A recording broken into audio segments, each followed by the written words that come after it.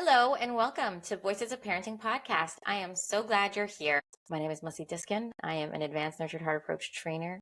I am a parenting coach.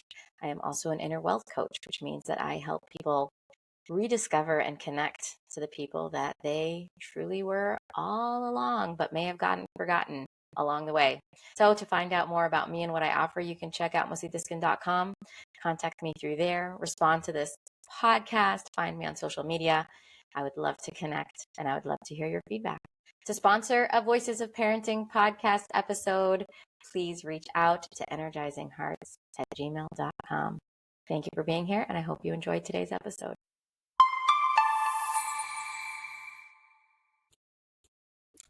Today, I am excited to have my Nurtured Heart colleague and warrior, Marcie Towle, here with us again. You can go back to the older episodes to hear her story and some of the other conversations we've had. Always so much wisdom when we talk to each other. And like I've said before, that's why I love having the podcast, because I get to chat about things I love with people that I respect.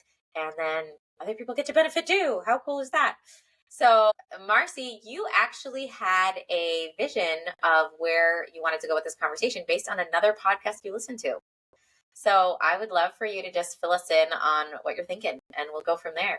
Yeah, so it goes back to probably a couple months ago now when it aired, and it was the one that you did about what do you do when a child is lying, and the particular scenario that you were spinning out for us is the kid, I think he might have been 8, something like that, and was hiding candy, sneaking candy that he's not supposed to have. And I had this reaction as you were setting up the story inside me where I just wanted to go straight to stand 3. What's the clarity? What are the rules? Why is this happening?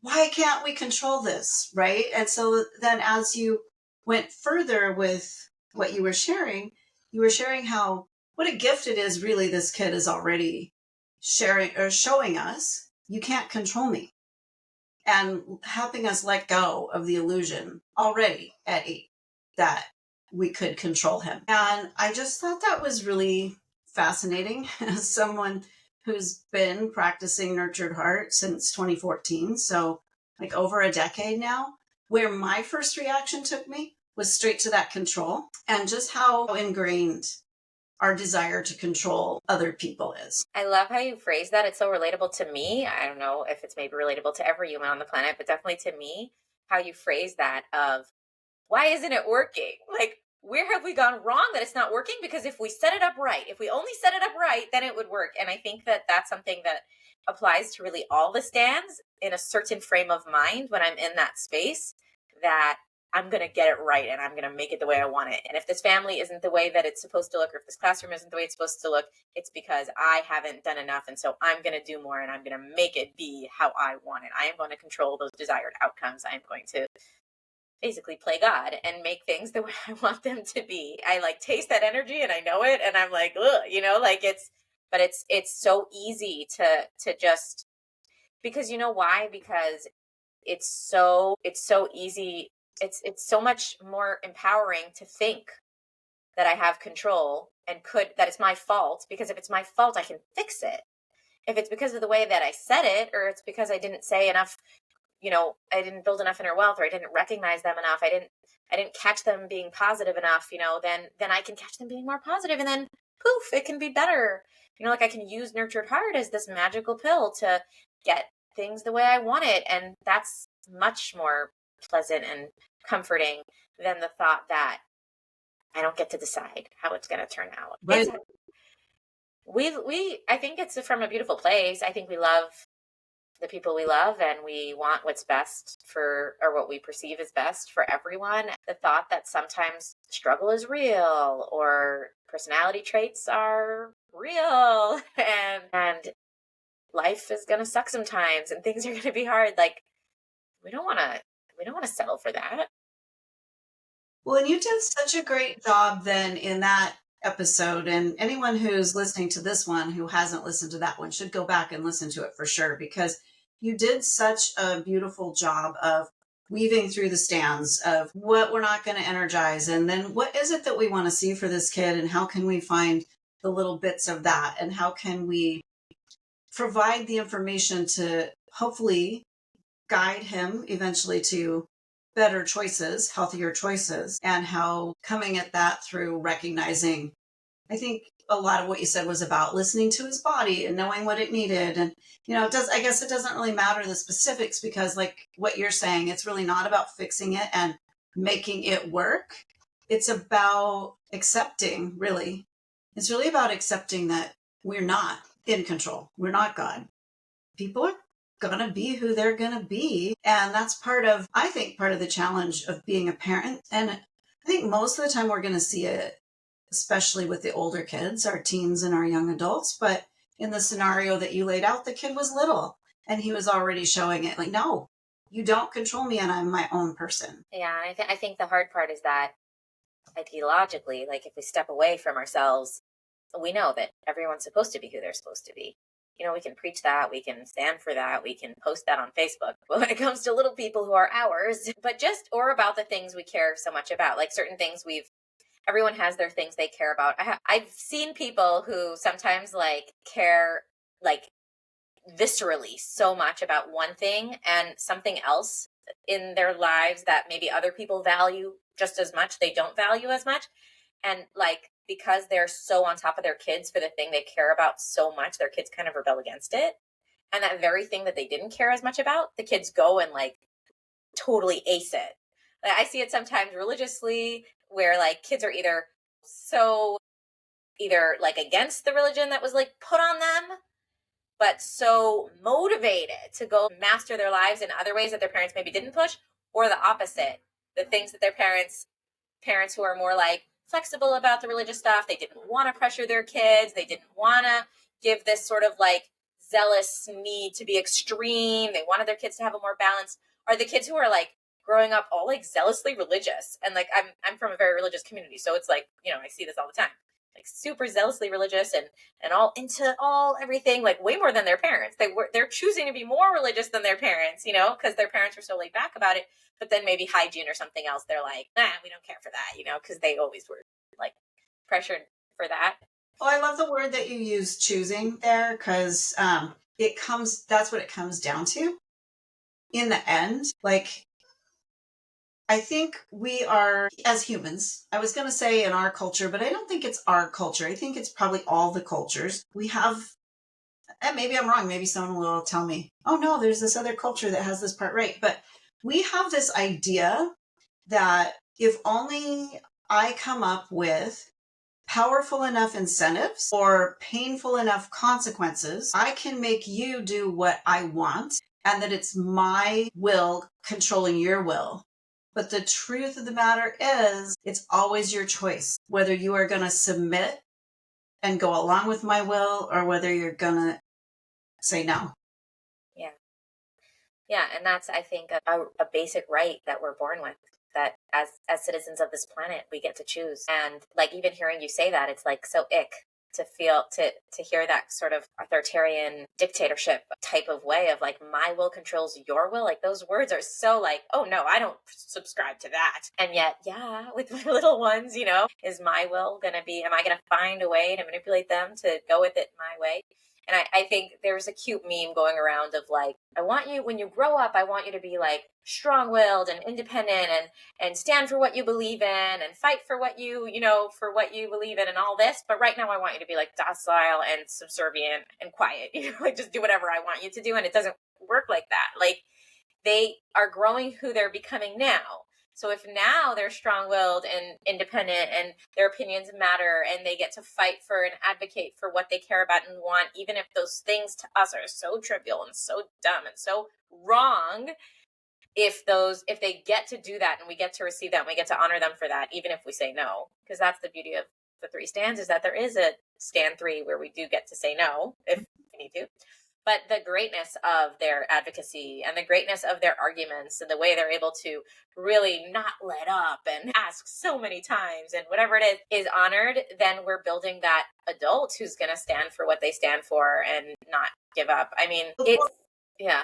Don't you think, though, the first thing that sprang to my mind as you're describing the meme, I want you to be strong-willed and independent, but don't you think underneath it all is as long as you're standing up for the things that I think are right and you have my values and I mean, I didn't raise you to be this way. yeah. So what happens when we find out our kid believes something completely different than we do, and that is also their right, and our role then is to see their greatness in that. It's hard to really remember again this theological or idealistic idea that maybe we do stand behind when we're philosophizing on life, but practically on the ground to remember that everyone has their journey and everyone has their purpose and everyone has their, destiny, where they're going, what they're doing. And if we all kind of had to do it the same way as the people before us did it, then what would be the use of us?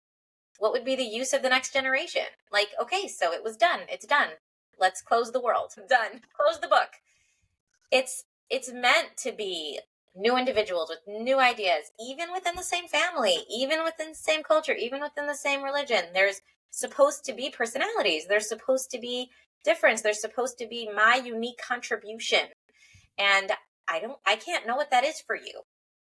My like lifelong mission is to find what that is for me. And it's a choice almost. Back to choice. It's a choice of, do I want to be curious about the differences I'm seeing that are shocking to me, maybe because they're totally not what I expected or are so different than my vision or my values that I actually am like triggered by it or afraid of it or whatever.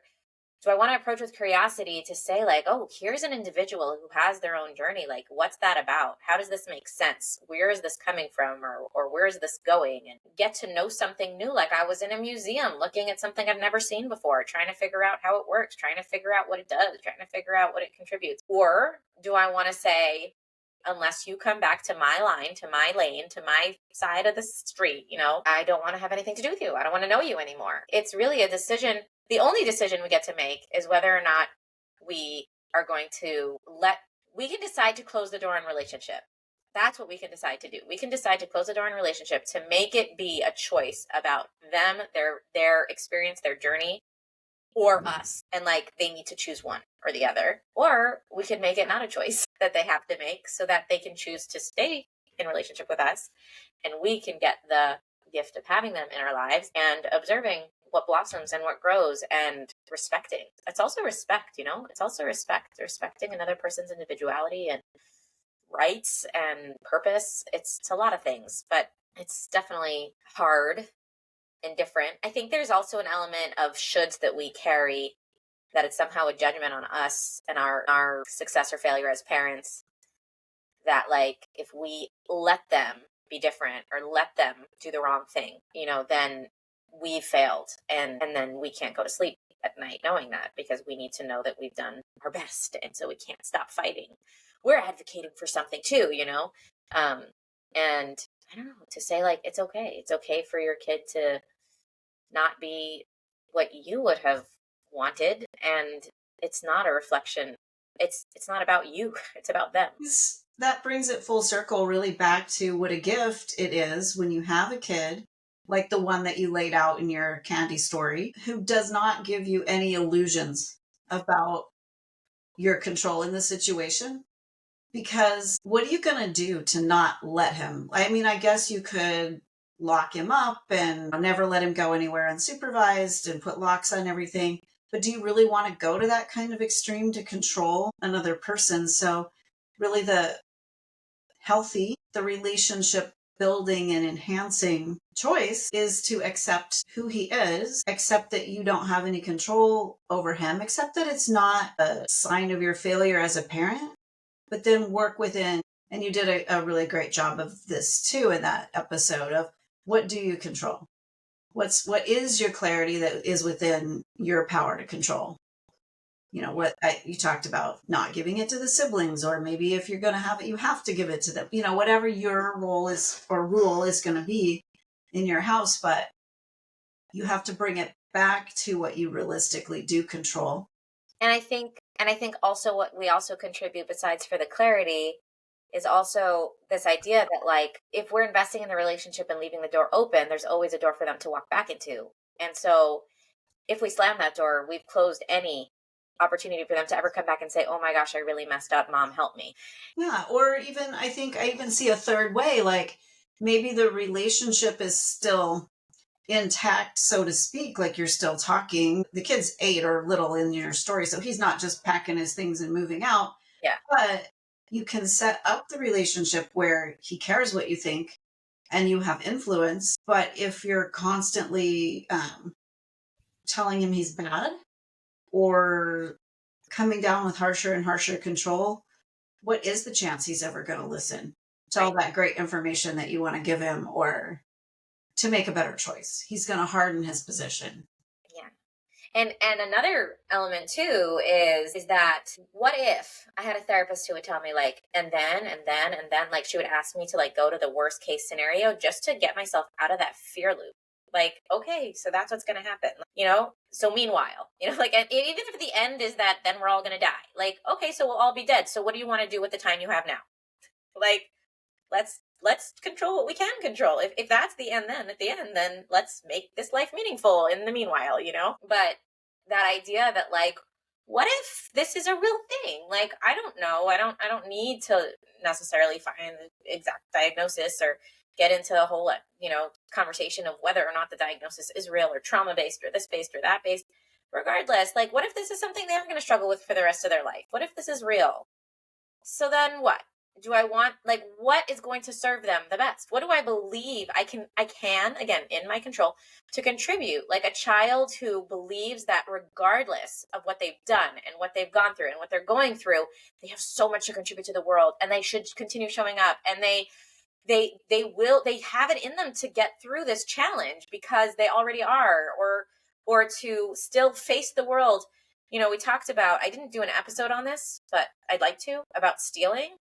It's just been coming my way a lot, and shoplifting, things like this. What does a kid need? You know, maybe it's compulsive. Maybe it is entirely, maybe, I don't know, kleptomania. I haven't read about it. I don't know like the extent of it. I definitely haven't treated anyone for it. I don't know what the treatment is, but say it's just a life sentence. Like they are kleptomania. They're going to be stealing for the rest of their life. What will help them to not navigate that in a way that they can still contribute who they are to the world?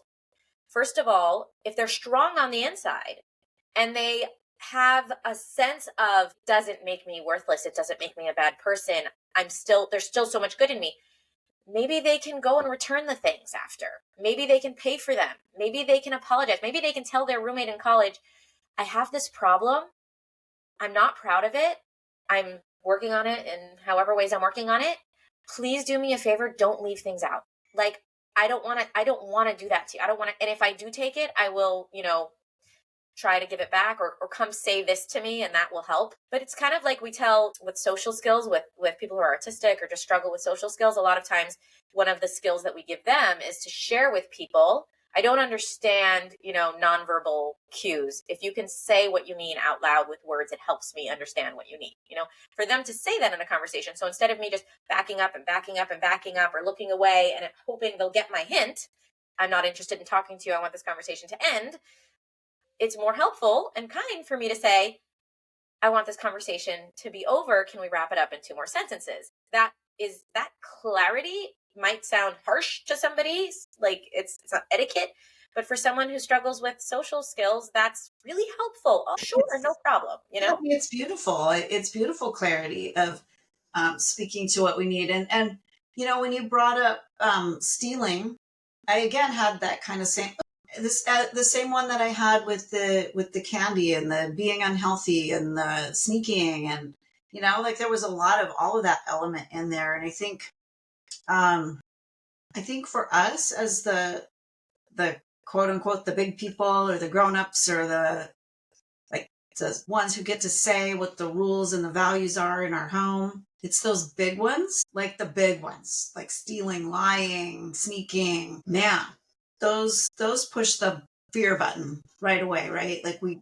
got to fix that. We got to control that because it's not just about them. It's about us too, right? It's about our standing in society and what are people going to think if they find out that my kid has this unstoppable stealing habit or this unstoppable candy And habit. the fears are real. But again, like the and I say this with like, there's so much we can do so we never get there, hopefully, you know? And I don't want to leave it, but it has to come from the right energy. And so that and then is the answer to the fear. They land up in jail with a very long sentence and they're filled with inner wealth and know their purpose in jail. You know how much kindness they can do? How will they contribute to maybe not, maybe there's limited in the ways they can contribute to the society at large, but maybe within the jail environment, the prison environment, they'll find ways to be useful. They'll find ways to contribute. They'll find ways to show up, to find purpose. I mean, that's a really big challenge to be locked up. That's huge. What can I do to contribute to that? I can build inner wealth. I can build a kid who is looking for purpose, no matter is also to own what they've done and you know, not suffer the consequences, but actually, like, you know, make amends and value the process of that. Like, again, it's like, what can I control, what can I not control, and what is my fear doing? Also, there's so much that my fear is like that self-fulfilling prophecy. It leads to what I'm afraid of. So I'm not serving anyone to stay with that. I'll get closer to that worst case scenario if I'm afraid of it than if I embraced the option and prepared for it in the best way possible. We're much more likely not to get there because I'm not afraid of it. And trust leads to wonderful, wonderful, wonderful things. Yeah.